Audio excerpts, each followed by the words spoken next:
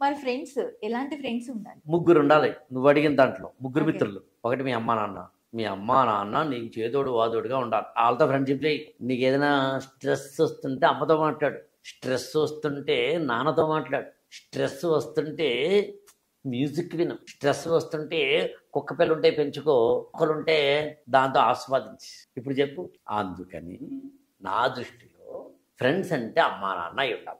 ఇక్కడ కొంచెం ఎలాబరేట్ చెప్పాలంటే ఆ ఫ్రెండ్స్ ఉన్న అమ్మా నాన్న కావచ్చు, అక్కో అన్నయ్యో కావచ్చు, తమ్ముడో చెల్లో కావచ్చు, లేదా పెళ్ళైతే జీవిత భాగస్వామి కావచ్చు. అంటే what I want to convey, నిన్ను చదువుకునే జోన్లో ఉన్నప్పుడేమో డిస్టర్బ్ చేయకుండా నీ కంఫర్టబిలిటీ ఇస్తూ నీకు కావాల్సినప్పుడు స్ట్రెస్ రిలీఫ్ ఇచ్చేవాడు కావాలి. ఎగ్జాక్ట్లీ. ఓకే. నిన్ను డిస్టర్బ్ చేయరు, నువ్వు డిస్టర్బ్ చేస్తే భరిస్తారు.